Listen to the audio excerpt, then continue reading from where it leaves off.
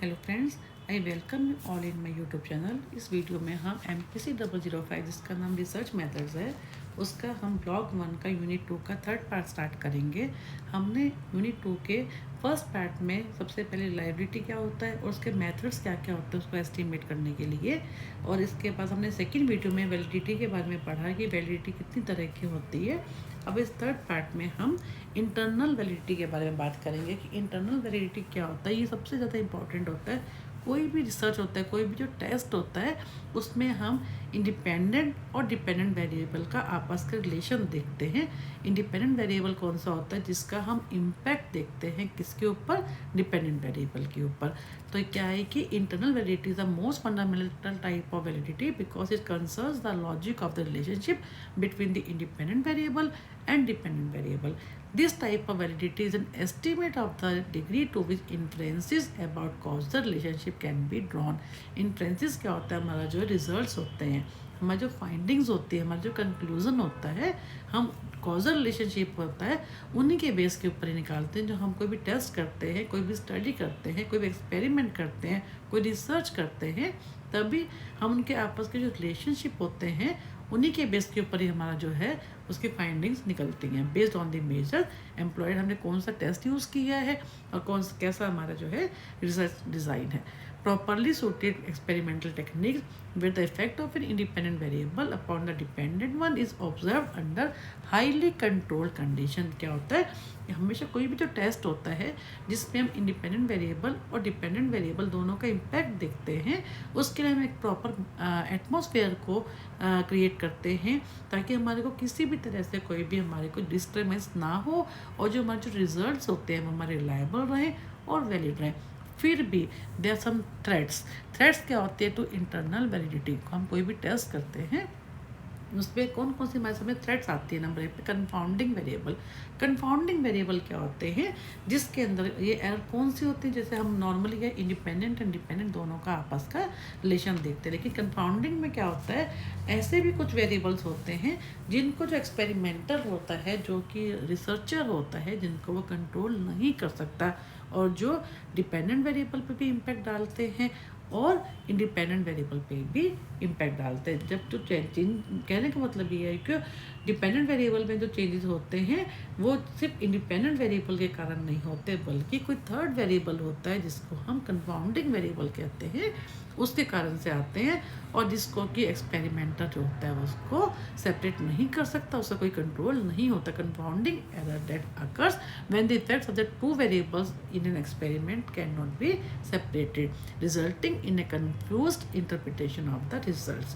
Confounding is one of the biggest threat to validity in experimentation, क्योंकि अगर जिसको हम कंट्रोल नहीं कर सकते, जो हमारे रिजल्ट्स के ऊपर इम्पैक्ट डाल रहा है, तो हमारा जो क्या होगा, बहुत बड़ा थ्रेट होता है जिसमें हमारे एक्सपेरिमेंट के सामने उसमें बायस होने का एरर होने का चांसेस बहुत ज़्यादा होते हैं। The problem of compounding is particular acute in the research in which the experimenter cannot control the independent variable. When participants are selected according to the presence or absence of a condition, subject variable can affect the result. कहने का मतलब ये है कि ये वो variables होते हैं जो कि हमारे रिजल्ट के ऊपर इम्पैक्ट डालते हैं, जिसको जो हमारा जो एक्सपेरिमेंटर होते हैं, जो रिसर्चर होता है, चाहते हुए उनका जो है कंट्रोल नहीं कर सकता। नेक्स्ट है सिलेक्शन बायस।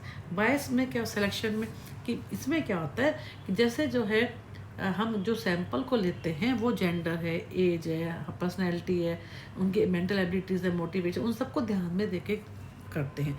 अगर मान लो हमने जो सिलेक्शन जो है उसमें हमने कोई गलती कर दी, ठीक से जो हमारा जो सैंपल सिलेक्शन है वही हमने ठीक से नहीं किया, तो हमारा जो है टेस्ट होगा उसमें बायस होने के चांसेस बहुत ज़्यादा होते हैं। Any bias in selecting a group can undermine the internal validity. Selection bias indicates the problem that occurs as a result of its existence at the pre-test differences between groups may interact with the independent variable and thus influence the observed outcome and creates problem. Examples would be gender है, gender के base पे हम जो है subject का selection करते हैं, personality है, मेंटल कैपेबिलिटीज होती है, फिजिकल एबिलिटी होती है, motivation level, willingness to participate, इन सब के बेस के ऊपर करते हैं at the time of selection. And uneven number of subjects to be tested have similar subject related. मेन कहने का मतलब है जो हम अपना जो हम कोई भी स्टडी करते हैं, कोई रिसर्च करते हैं, कोई एक्सपेरिमेंट करते हैं, उसमें जो एक्सपेरिमेंटर होता है, जो रिसर्चर होता है, वो एक जैसा सब्जेक्ट लेने की कोशिश करता है जिनका जेंडर है, पर्सनैलिटी है, बैकग्राउंड है, उनका मेंटल कैपेबिलिटी, उनका मोटिवेशन लेवल है, वो कितना विलिंगनेस है उसको पार्टिसिपेट करने के लिए, उनको एथिकल को ध्यान में रखता है कि वो उनसे कंसेंट लेता है, इन्फॉर्म कंसेंट होता है कि वो उसमें पार्टिसिपेट करने को भी तैयार हैं कि नहीं है। तो ये बहुत ही इंपॉर्टेंट पार्ट होता है इन्फॉर्म कंसेंट, जिसमें जो भी हम सब्जेक्ट्स के ऊपर स्टडी करना चाहते हैं पहले उनसे हम उनकी परमिशन लेते हैं राइटिंग में, ताकि कल जो है उस चीज़ से वो हमारे पे अगेंस्ट वो कुछ भी एक्शन ना ले ले। रिसर्च का सबसे पहला फॉरमोस्ट जो है स्टार्ट करने से पहले बहुत ज़रूरी होता है कि हमें किसी की इन्फॉर्म कंसेंट लेना। तो इसमें मेनली क्या है कि कई बार सिलेक्शन जो है बायस हो जाता है, जिस कारण से हमारा जो टेस्ट होता है वो इनवैलिड हो जाता है। देन क्या है हिस्ट्री, हिस्ट्री का भी होता है। इसमें क्या होता है, कई बार क्या होता है कि जो हमारे जो रेस्पॉन्स आते हैं वो किस कारण से आते हैं, कि ऐसा तो नहीं जो सब्जेक्ट्स है वो किसी चीज़ से अफेक्टेड है कि उसके दिमाग में कोई जो उसके रेस्पॉन्स है वो किसी और जो हमारा जो हम टेस्ट ले रहे हैं उसके बेस पे ना होकर बल्कि किसी उसकी हिस्ट्री से रिलेटेड हों। इवेंट्स आउटसाइड द एक्सपेरिमेंट और between the repeated measures of dependent variables में influence participant responses, attitude and behaviour during the process of experiment, like natural disasters, political changes, कुछ भी कारण हो, कोई उसका पर्सनल भी हो सकता है। मान लीजिए हमने सब्जेक्ट्स को बुलाया है अपनी स्टडी में पार्टिसिपेट करने के लिए, उस समय वो एकदम ठीक थे। अब उनके मान लीजिए किसी को कोई किसी की तो कोई तबीयत ठीक नहीं, किसी के पेट में दर्द है, किसी की फैमिली में कोई ऐसी बात हो गई है, किसी की डेथ हो गई है, किसी भी कारण से, तो क्या होता है उसके जो रेस्पॉन्सेज आए हैं वो क्या है, वो हम ये सोचते हैं कि जो हमने उनको दिया है क्वेश्चनर उनके बेस पे। कई बार क्या होता है हिस्ट्री के पीछे बैकग्राउंड के दिमाग में क्या चल रहा है वो भी उस चीज़ का जो है बहुत मैटर करता है कि उनकी हिस्ट्री जो है हम पहले वो देख लेंगे। जैसे उन्होंने कहा नेचुरल डिज़ास्टर, क्या तो कोई घर में कोई उस समय जब वो आया कोई भूकंप आया, कोई ऐसे एरियाज आए जहाँ पे बाढ़ आई हुई, फ्लडिंग एरिया है, कुछ भी हो सकता है, जिनकी फैमिली कोई हिस्ट्री हो जहाँ पे कोई प्रॉब्लम चल रही हो, तो उसका एक कारण भी हमारा जो टेस्ट होता है वो उस पर फ़र्क आता है, बहुत बड़ा थ्रेट होता है ये। Then maturation, usually it happens that subjects change during the course of an experiment और between measurement. For instance in longitudinal studies में क्या होता है, जिसमें हमने सेम सब्जेक्ट्स के ऊपर काम किया और कुछ समय के बाद सेम सब्जेक्ट के ऊपर फिर से वही स्टडी करते हैं, तो वो क्या होता है लॉन्गिट्यूडिनल। इसमें क्या होता है जो यंग किड्स होते हैं might grow up as a result of their experience, abilities और attitude which are intended to be measure. कई बार क्या होता है आज हमने स्टडी की है जिस स्टडी ग्रुप के ऊपर, उसके बाद हमने मान लो 5 साल के बाद हमने सेम स्टडी की है सेम सब्जेक्ट्स के ऊपर, तो ऐसे में क्या होता है जब उसमें बच्चे थे वो बड़े हो गए, जो टीनेजर थे वो एडोलेसेंस में आ गए, कुछ भी है तो उनमें क्या होता है मैच्योरिटी आ जाती है, तो उस कारण से भी जो हमारे रिजल्ट्स होते हैं उन पर इम्पैक्ट आता है, क्योंकि उनका वे ऑफ थिंकिंग जो है उस टाइप से चेंज हो जाता है। रिपीटेड टेस्टिंग, अब हम कोई भी टेस्ट बार बार करते हैं उसमें बायस होने के चांसेस होते हैं, क्योंकि वही हमारे दिमाग में क्या होता है वो चीज़ फीड हो जाती है कि हमारे वो जो इन्फॉर्मेशन वो स्टोर हो जाती है। रिपीटेड में क्या participant may be driven bias owing to repeated testing, participant may remember correct answers or may be conditioned as a result of the answer। यानी हम जब सेम क्वेश्चन एयर को लेते हैं, सेम टेस्ट करते हैं, हमारे सेम सब्जेक्ट होते हैं, तो कई बार क्या होता है जैसे हमने प्री टेस्ट किया उसके कुछ समय के बाद हमने पोस्ट टेस्ट किया, यानी क्या क्वेश्चन हमारे सेम रहेंगे, तो कई बार क्या होता है जो सब्जेक्ट्स होते हैं उन आंसर को वो उनके दिमाग में फीड हो जाते हैं, उन आंसर को याद कर लेते हैं, जिस कारण से भी हमारे जो रिजल्ट होते हैं वो बायस हो जाते हैं। इंस्ट्रूमेंट चेंज, कई बार जो इंस्ट्रूमेंट हम यूज़ कर रहे हैं वो चेंज हो जाता है, उसके कारण से भी हमारा जो रिजल्ट्स हैं उन पे इम्पैक्ट आता है। Regression towards the mean, regression towards the mean का मतलब क्या है कि हमारा जो एक्सपेरिमेंट में क्या होता है इस subjects are selected on the basis of extreme scores, then there chances of occurrence of such an error. For example, when subjects with minimum mathematical abilities are chosen at the end of the study, if there is an improvement in the score, तो हम क्या कहते हैं, it would be due to regression towards the mean and not due to effectiveness of the course. कहने का मतलब क्या है, हम क्या है कि हम जब सब्जेक्ट्स को चूज़ करते हैं, मान लो वो कम, उनकी जो मैथमेटिकल एबिलिटीज़ है वो बहुत कम है, उनके ऊपर हम जो है काम करते हैं, हम उनको स्टडी करते हैं उनको, ताकि हम उनको कोई इम्प्रूवमेंट के चांसेस के ऊपर, कि ताकि उनको कोई इंटरवीन करते हैं, कोई इंटरवेंशन स्टडी करते हैं, कोई इनको एजुकेशन देते हैं। लेकिन कई बार क्या होता है, हमें यही नहीं मालूम होता कि वो हमने जो उनको एजुकेशन दी उसके बेस में जो इम्प्रूवमेंट आई है, या जो रिग्रेशन टुवर्ड्स द मीन क्या होता है कि जो मीन से जो है, मीन आप ये ना एक्चुअली स्टैटिस्टिक्स का है, आप इसमें एक नॉर्मल प्रोबेबिलिटी कर्व होती है, जितना हम मीन से दूर जाते जाएंगे उतना जो हमारे जो रिज़ल्ट होंगे वो एक्सट्रीम स्कोर में आ जाते हैं। तो उसमें इस टाइप के जो एरर होने के चांसेस बहुत ज़्यादा होते हैं, जिसमें हमें यही नहीं मालूम होता कि रिग्रेशन टुवर्ड द मीन उसके कारण से है, या जो हमने एजुकेशन दी है, जो हम स्टडी कर रहे हैं उसके बेस पे है। देन मोर्टेलिटी में क्या होता है, कई बार क्या होता है कि सब्जेक्ट जो होते हैं वो ड्रॉप आउट हो जाते हैं, या कोई एक्सीडेंटल कुछ भी ऐसा हो जाता है कि वो जिसके कारण से हम हमारी स्टडी में हमें वो ड्रॉप आउट हो जाते हैं और हमारी स्टडी जो है कंप्लीट नहीं हो पाती। It should be kept in the mind that there may be some participant who may have dropped out of the study before its completion. If dropping out of a participant leads to relevant bias between groups, उसमें क्या होता है, alternative explanation is possible that account for the observe differences. यानी उसमें यही है कि mortality कर लो या ड्रॉप आउट्स कर लो, इस चीज़ को, किसी की डेथ हो जाती है, किसी को बीमारी हो जाती है, तो उसमें वो कहने का मतलब क्या है, सब्जेक्ट्स में ऐसे केस के अंदर क्या होता है, हमारी जो हमारे बायस होने के जो हमारे जो रिजल्ट है वो जो वेरिड होने में वो कहीं ना कहीं उस पर थ्रेट हो जाता है हमारे सामने। Diffusion, it might be observe that there will be lack of differences between experimental and control groups if treatment effects spread from treatment groups to control group. This, however, does not mean that independent variable will have no effect or that there would be no relationship between dependent and independent. Diffusion का मतलब क्या, कई बार हम क्या करते हैं, एक हमारे दो स्टडीज होते हैं, इंटरवेंशन, एक होता है कंट्रोल ग्रुप।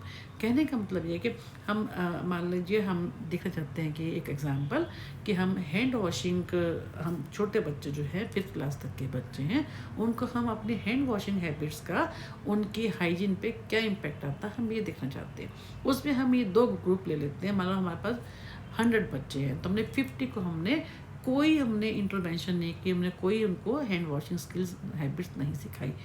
एक को हमने, जो 50 बच्चे हैं, एक उस ग्रुप को हमने अच्छे से सिखाया कि बेटा कैसे हैंड वॉश करते हैं। फिर उसके बाद दोनों के रेस्पॉन्सेज को देखा कि किसके उसमें क्या चेंज आया।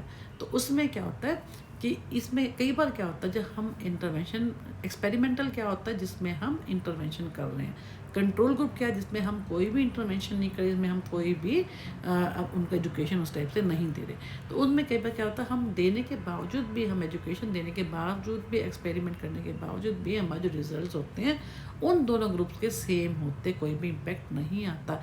ऐसे केस में क्या होता है, तो हमारे को कई बार डिफ्यूजन, हमारे को जो हमारा जो कोई चेंज ना आने से क्या होता है, हमारी जो स्टडी होती है वो डिफ्यूज़ हो जाती है, वो बेकार हो जाती है। Then compensatory rivalry, resentful demoralisation. कई बार क्या होता है, जो है हमने एजुकेशन दी इंटरवेंशन ग्रुप को या एक्सपेरिमेंटल ग्रुप को, ठीक है, और हमने कंट्रोल ग्रुप को कोई एजुकेशन नहीं दी जैसे हमने अभी पढ़ा। लेकिन कई बार राइवलरी के कारण कि भाई जो कंट्रोल ग्रुप के जो सब्जेक्ट्स होते हैं, जो उनके पार्टिसिपेंट होते हैं, वो क्या करते हैं कि उस चक्कर में कि नहीं, हमें बेशक से हमारे को एजुकेशन नहीं मिली, हमारे पे एक्सपेरिमेंट नहीं किया गया, हम कंट्रोल ग्रुप में हैं, लेकिन उस चक्कर में, राइवलरी के चक्कर में वो क्या करते हैं, जानबूझ के जो है अपने आप को बेटर करने की, अपने खुद से करने की कोशिश करते हैं। इस कारण से भी हमारे जो रिजल्ट्स होते हैं वो उन पे इम्पेक्ट आता है। जैसे उन्होंने कहा है ना कि there will be a change in the behaviour of the subject if the control groups alter as a result of the study. अगर अपने आप को कंट्रोल ग्रुप, हम ये मान के चलते हैं जिस ग्रुप को हमने कोई एजुकेशन नहीं दी उसके रिजल्ट्स जो है कम अच्छे आएंगे रादर देन उनके जिनको हम एजुकेशन देते हैं। तो कई बार क्या होता है, उनके रिजल्ट में इम्पैक्ट आता है। क्यों? क्योंकि जो कंट्रोल ग्रुप को हम एजुकेशन नहीं दे रहे, कई बार उनमें भी चेंज आता है उनके बिहेवियर में। For instance, control group participant में work extra hard to see that expected superiority of the experimental group is not demonstrated. उनको लगता है कि हमारे को भले ही एक्सपेरिमेंटल ग्रुप को इन्होंने एक्स्ट्रा हमने टाइम दिया है, उनको एजुकेशन दी है, और ये कंट्रोल ग्रुप पे इनको कुछ भी नहीं किया, तब भी वो उस चीज़ को राइवलरी के कारण अपने कि हम भी जो है बिना ही वो एजुकेशन लिए हम भी जो है अपने आप से उसके अंदर कि हम भी अच्छा करके दिखाएं, तो इस कारण से क्या होता है जो हम एजुकेशन देते हैं एक्सपेरिमेंटल ग्रुप को उसका कोई भी इम्पैक्ट नहीं आता। इसके कारण से भी जो हमारी जो इंटरनल वैलिडिटी होती है उस पर जो हमारे जो रिजल्ट होते हैं उन पे इम्पैक्ट आता है। फिर है एक्सपेरिमेंटल बायस। इसमें क्या होता है एक्सपेरिमेंटल बायस के अंदर कई बार क्या होता है जो एक्सपेरिमेंटर जो है खुद है वो ही उसी के एंड पे ही बायस हो जाती है। Experimental bias happens while experimenters without any intention और reluctance behave differently to the participant of the control and experimental group. वो उसका ही बिहेवियर अलग होता है। कई बार क्या होता है मान लो जो सब्जेक्ट्स हैं हम जो है 100 सब्जेक्ट्स के ऊपर स्टडी कर रहे हैं, उनमें से कुछ सब्जेक्ट्स ऐसे हैं जो कि जो एक्सपेरिमेंटर है उसी के ही स्टेट से हैं या सेम कास्ट के हैं। तो कहने का मतलब यह है तो उनको जो है उनके जो रिजल्ट्स आएंगे उन सब्जेक्ट्स के, तो उनमें क्या होगा जो एक्सपेरिमेंटर होगा उसका जो एटीट्यूड होगा थोड़ा बायस हो जाएगा। तो इस कारण से जो हमारे रिजल्ट्स होते हैं उन पर भी इम्पैक्ट आता है। तो ये हमारी क्या थी थ्रेड्स थे ऑफ इंटरनल वैलिडिटी के। ये है एक्सटर्नल। अब करेंगे एक्सटर्नल वैलिडिटी क्या होती है। इसमें क्या होता है सिंपल क्या होता है एक्सटर्नल में कि जो हमारे जो रिजल्ट्स निकले हैं जब हमने कोई भी रिसर्च की है उसके रिजल्ट क्या हम जनरलाइज कर सकते हैं, क्योंकि हमने हमारा तो सिंपल सैम्पल साइज़ था छोटा। अब जो उस सैम्पल साइज़ के बेस के छोटे सैम्पल जो हमारे को रिजल्ट मिले हैं तो क्या हम बड़े उसके ऊपर कि सबके ऊपर जो हमारे जो रिजल्ट्स आए हैं वो सब पे जनरलाइज कर सकते हैं, या जो हमारा जो सैम्पल है क्या वो रिप्रेजेंटेटिव है ऑफ द होल पॉपुलेशन। इसके में हम जो है एक्सटर्नल वैलिडिटी को बारे में पढ़ते हैं कि external validity refers to the extent to which results from a study can be applied और generalise to other situations group और इवेंट्स। अब इसमें इसकी भी थ्रेड्स होती हैं, जैसे हमने इंटरनल वैलिडिटी की थ्रेड्स पढ़ी हैं तो एक्सटर्नल की भी आती हैं।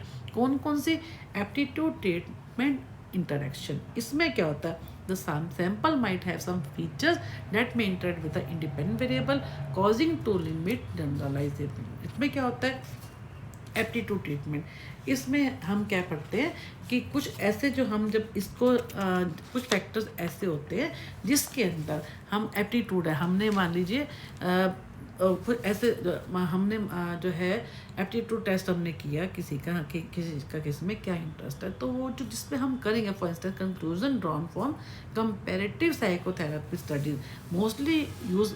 अगर हम कोई साइकोथेरेपी स्टडी है हम उसके अंदर जो हमारे सैंपल होंगे वो क्या होंगे हाईली डिप्रेस्ड होंगे, हार्डकोर कोई जो है क्रिमिनल होंगे, तो वो जो होगा सैंपल वो जो उसके जो रिज़ल्ट आएंगे जो उसका ट्रीटमेंट होगा जो हम जो पार्टिसिपेंट से हम बात करेंगे वो जो होंगे वो बाकियों के ऊपर हम जनरलाइज नहीं कर सकते, क्योंकि वो साइकोथेरेपी है वो एक डिफरेंट हमारा जो है स्टडी ग्रुप है उसको हम सबके ऊपर अप्लाई नहीं कर सकते। क्योंकि हमें बेसिकली हमें क्या देख रहे हैं जो हमारे को जो रिजल्ट्स मिले हैं क्या हम उस छोटे सैंपल से जो हमारे को रिजल्ट्स मिले क्या वो हम एक बिग सैंपल की पूरी पॉपुलेशन के ऊपर क्या हम जनरलाइज कर सकते हैं। तो इसमें क्या है कि एप्टीट्यूड ट्रीटमेंट में यही होता है कि कुछ फीचर्स जिसमें हम कुछ जो स्टडीज़ करते हैं जो स्पेसिफिक फीचर्स होते हैं हम वो सबके ऊपर नहीं लागू कर सकते। Then situation, all the situational factors for example treatment condition, light है, noise है, location है, experimenter है, टाइमिंग है, scope and degree of measurement etcetera में लिमिट दी जनरलाइजेशन। कई बार सिचुएशन ऐसी हो जाती है जिसके कारण से अब जो है लाइट जैसे जिन्होंने बताया कि लाइट है नॉइज़ है, अब एक सिचुएशन में हम जो टेस्ट कर रहे हैं वहाँ पे बिल्कुल भी नॉइज़ नहीं है, लाइट भी एकदम ठीक है, एक्सपेरिमेंटर का मूड भी ठीक है, लोकेशन भी अच्छी है। सेकेंड टाइम पर जब हम कर रहे हैं तो ये लोकेशन ऐसी है कि वो उस पहले से अलग है, नॉइज़ से बहुत ज़्यादा, लाइट भी प्रॉपर नहीं है, एक्सपेरिमेंटर का मूड भी ठीक नहीं है, तो उसका भी इम्पैक्ट आता है। तो ये सब चीज़ें हैं। फिर है प्री टेस्ट। प्री टेस्ट में कहता है when the cause effect relationship can only be found out after the pre test are carried out, this also test to limit generalisation. यानी प्री टेस्ट हम किसी चीज़ में क्या होता है हम बेस लाइन करते हैं, पहले हम प्री टेस्ट करते हैं, इससे भी जो हमारे जो रिजल्ट हम जब पोस्ट टेस्ट करते हैं तो उसके क्योंकि सेम टेस्ट होता है तो प्री टेस्ट क्या, तो उसमें क्या होता है, उस पर हमारे जो रिजल्ट होते हैं वो उस पर इम्पेक्ट होता है, वो हम उनको जनरलाइज नहीं कर सकते। Then post test, when cause effect relationship can only be explored after post test are carried out, this can only be cause for limiting the same. इसमें आ जाएगा जो पोस्ट टेस्ट है जिसको हम बाद में करते हैं, उसमें भी वही है कि भाई हम जो है पोस्ट टेस्ट करने के बाद हम क्या करते हैं, जो कॉज इफेक्ट रिलेशनशिप को हम देख रहे हैं ना, तो उसमें क्या होता है कि अगर सिर्फ पोस्ट टेस्ट को ही कर रहे हो आप, प्री टेस्ट कहीं उसका रोल नहीं है, उसके कारण से भी हम जो रिजल्ट्स आएंगे पोस्ट टेस्ट के, हम सारी पॉपुलेशन के ऊपर उसको जनरलाइज नहीं कर सकते। अब है रोसेंथल इफेक्ट्स। रोसेंथल इफेक्ट्स क्या होता है, जिसके अंदर एक्सपेरिमेंटर जो होता है अनकॉन्शियसली अपना जो है उसकी एक्सपेक्टेशन जो उसको पता नहीं होता, लेकिन उसकी जो अपने पार्टिसिपेंट्स है उनसे बहुत ज़्यादा एक्सपेक्टेशन होती हैं और उनके साथ वो उनको एक्स्ट्रा केयर देता है, ये होता है रोसेंथल इफेक्ट्स।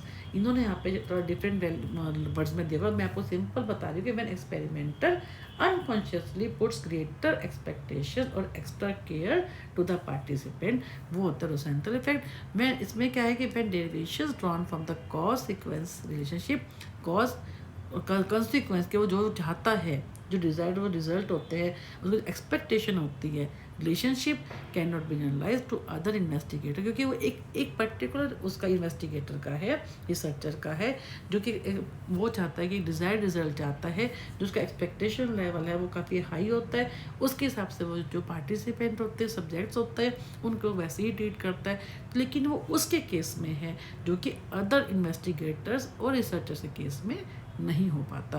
तो इसलिए उनके हम उसको भी जनरलाइज नहीं कर सकते।